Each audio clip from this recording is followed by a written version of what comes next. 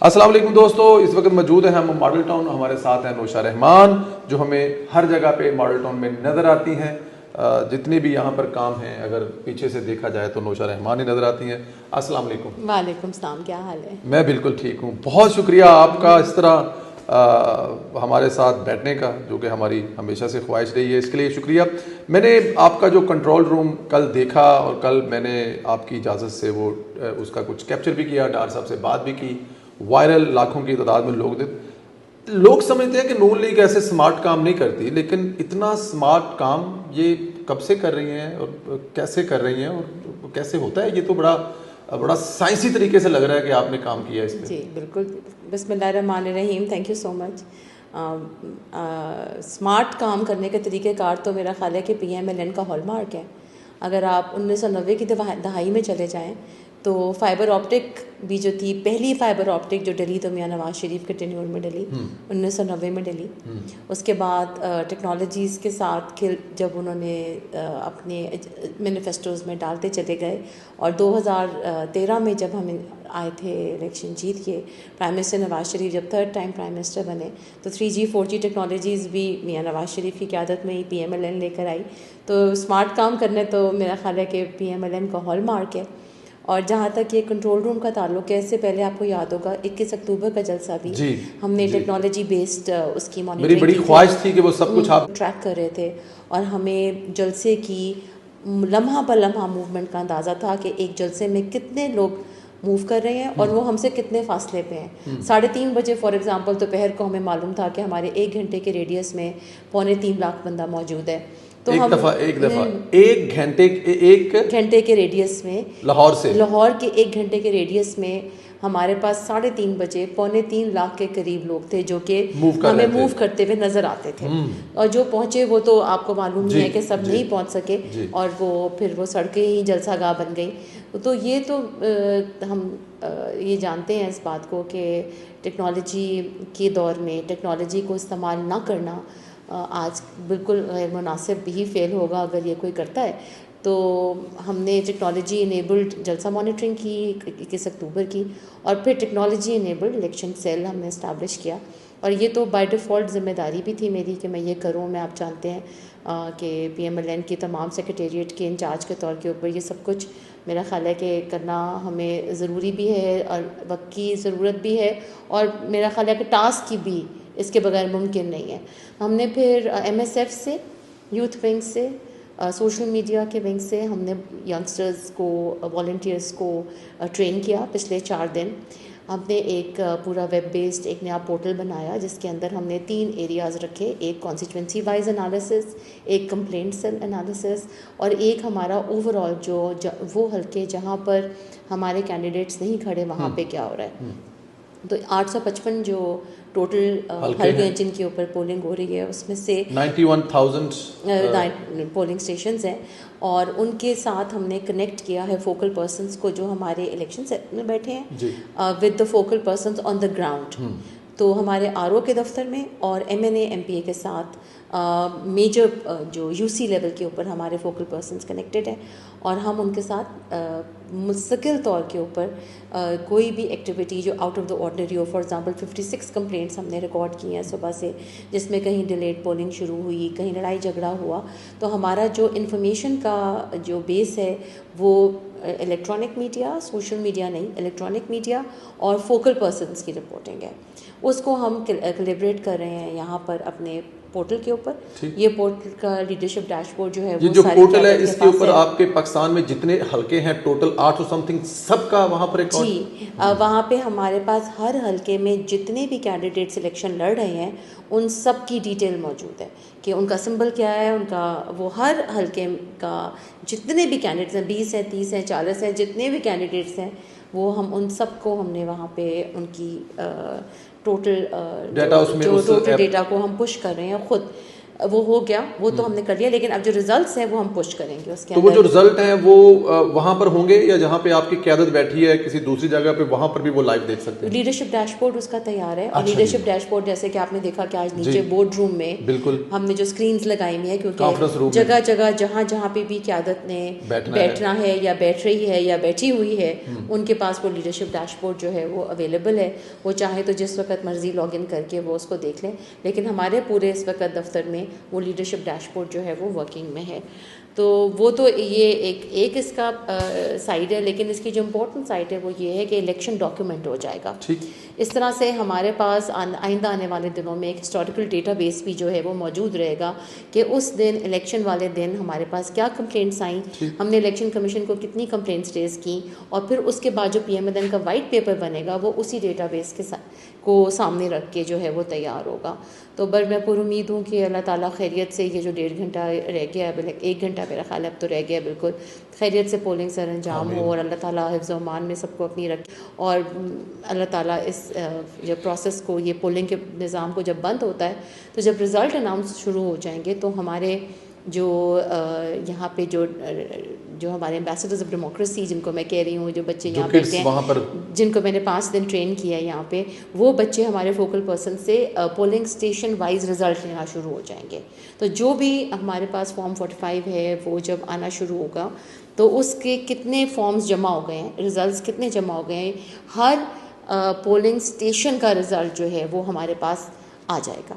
اس سے پہلے کہ ٹی وی اناؤنس کرے ہمیں بھی معلوم ہونا چاہیے, آلریڈی معلوم ہوگا جی کہ کیا, ہمیں تو فیکٹ بیس معلوم ہوگا نا, ہمارے پاس تو ہمارے کینڈیڈیٹ کا اپنا رزلٹ اس کے ہاتھ میں ہوگا, فارم 45 ہے وہ آپ کے ہاتھ میں, وہ فارم 45 کی تصویر ہمیں بھیجے گا اور ہم اپنے ڈیٹا بیس میں ڈال دیں گے. تو ہمیں اپنا انڈیپینڈنٹ بھی رزلٹ ہمارے ہاتھ میں موجود ہوگا کہ کیا ہو رہا ہے. اسمارٹ ورک ظاہر ایک آئی ٹی منسٹر سے ہم یہی توقع کر سکتے ہیں. کنٹرول روم دیکھا, وہاں پر جو ہم نے کچھ تصویریں ویژول دیکھی, لائنیں لگی ہوئی پی ایم ایل این کے, جو وہاں پر لوگ ووٹ ڈالنے کے لگے, اس حساب سے کیا توقعات ہیں آپ کی؟ اس وقت میں نے جو چند ایک جگہوں پہ میں نے گئی بھی ہوں, معلوم بھی کیا اندر جا کے, تو voter turn out is approximately 50%. مطلب میں جب ووٹ ڈالنے گئی ہوں کہ 3 بجے کے قریب, تو اس وقت کوئی 50% کے قریب اگر ووٹر ٹرن آؤٹ تھا, تو میں امید کرتی ہوں کہ آئندہ 2 گھنٹوں میں یہ ٹرن آؤٹ بڑھے گا. نہیں, اب تو ٹائم تقریباً ختم ہو گیا. ہاں, تو مطلب 3 بجے تک اگر تھا تو پھر اب میں سمجھتی ہوں کہ 55 کے قریب ہم آ جائیں گے. یہ جو 50 تھا وہ آپ 3 بجے کے قریب بتا رہی ہیں, 3 بجے کے قریب بتا رہی ہوں, تو 55-60 اگر ہو جاتا ہے ووٹر ٹرن آؤٹ, تو this is a very good turnout. Very good turnout. اور میں امید کرتی ہوں کہ یہ الیکشن کے جو ریزلٹس ہیں یہ جلدی آنا شروع ہو جائیں گے, کیونکہ کوئی ایسی خدا نخواستہ وجہ نہیں ہے کہ ریزلٹس ڈیلیڈ ہوں.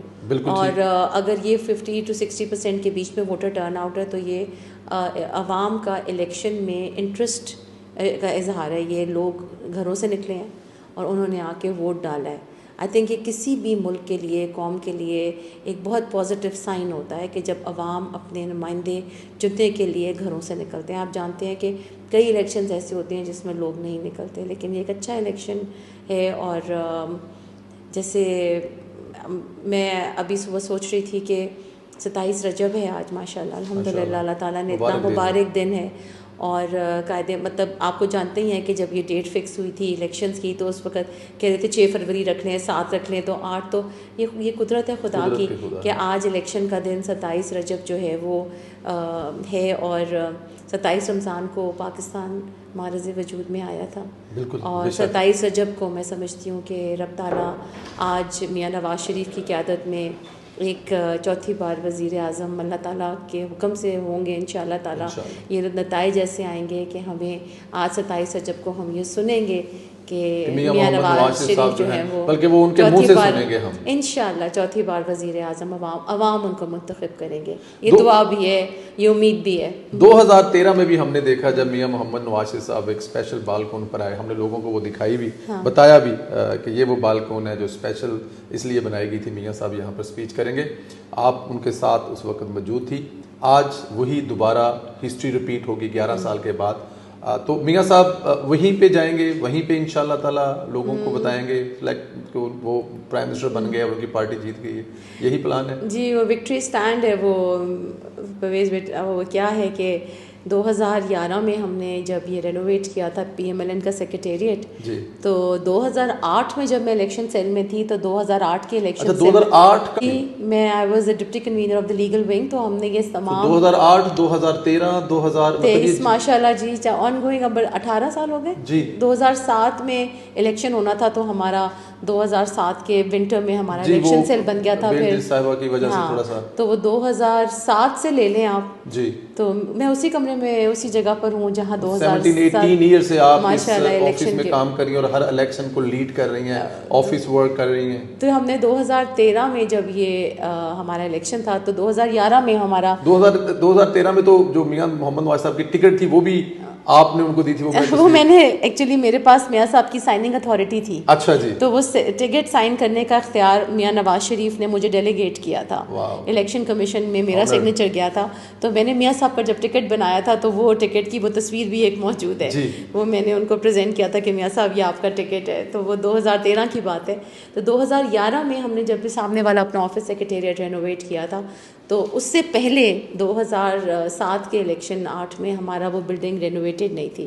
تو وہ ایک چھوٹی سی بالکنی تھی جہاں پہ میاں صاحب نے فروری 2008 میں جب ہمارا الیکشن ہوا, تو انہوں نے وہاں سے, مارچ میں ہوا تھا الیکشن, تو اس وقت انہوں نے وہاں سے اپنے تمام ورکرز کو وہاں پہ خطاب کیا تھا, کیونکہ بہت لوگ آ جاتے ہیں, آپ جانتے ہیں جب ریزلٹس آ رہے ہوتے ہیں. آپ لوگوں نے تو آج باہر بھی اسکرین لگائی ہے. تو 2013 سے پہلے میرے دماغ میں تھا کہ انشاءاللہ تعالی رب تعالی میاں صاحب کو وزیر اعظم بنائیں گے, اور اگر میاں صاحب دوبارہ وکٹری اسپیچ کریں گے تو کہاں سے کریں گے.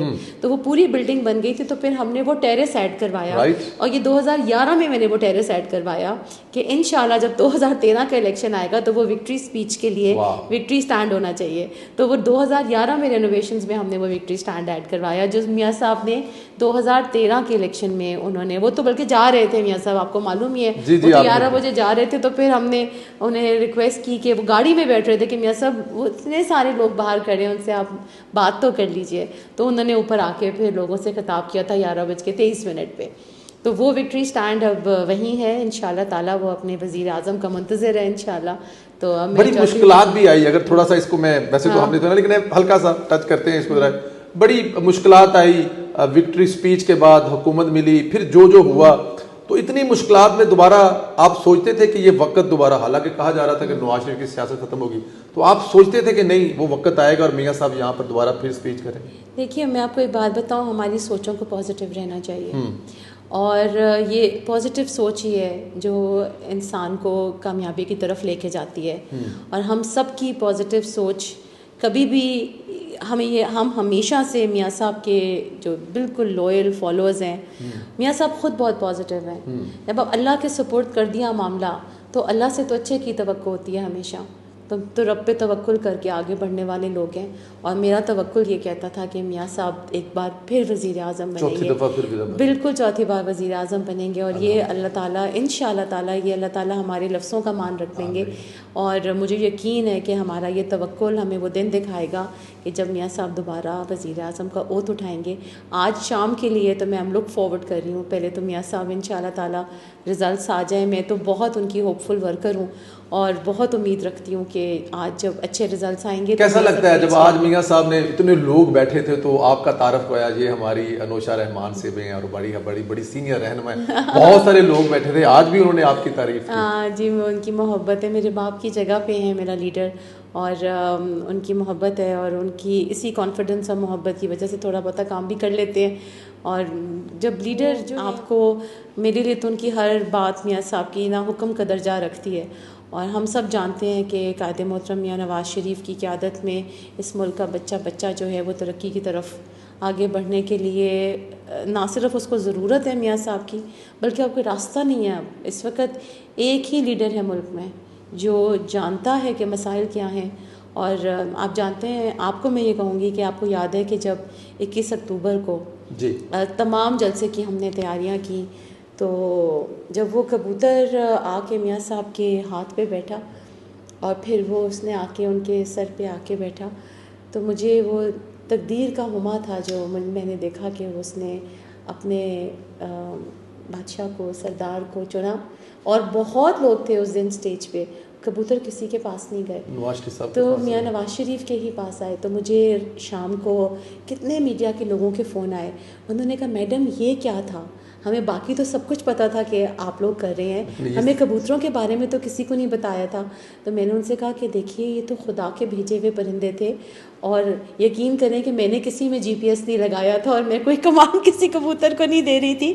یہ تو قدرت کی طرف سے, یہ تو مجھے تو لگا کہ جیسے فرشتے آ کے بیٹھ گئے ہیں. اور وہ دیکھیے آپ نے دیکھا وہ کبوتر اڑ ہی نہیں رہے تھے, ان کو اڑا رہے تھے, وہ نہیں اڑ رہے تھے.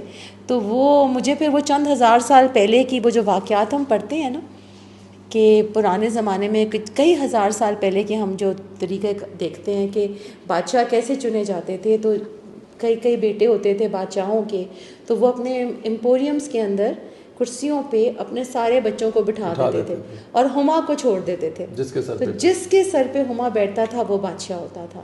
تو وہ مجھے تو وہ ساری وہ ہزاروں سال پہلے والی باتیں یاد آ رہی تھیں کہ یہ پرندے جو ہے نا یہ سمبولک ہیں, اور یہ رب کی طرف سے بھیجے ہوئے یہ نمائندے لگتے ہیں مجھے تو, کیونکہ ہزاروں سال پہلے بھی یہی طریقہ تھا. تو آج جب میاں صاحب کے 21 اکتوبر والے جلسے میں کبوتر آ کے ان کے سر پہ بیٹھا, تو مجھے تو کوئی ڈاؤٹ ہی نہیں رہا کہ آئندہ آنے والے الیکشنز میں یہ جو پاکستان کے 25 کروڑ عوام کی ذمہ داری ہے وہ میاں نواز شریف کے لیے, ایسے مجھے لگا جیسے کہ اللہ تعالیٰ نے ان کو چن لیا ہو, اور یقیناً آج وہ دن ہوگا.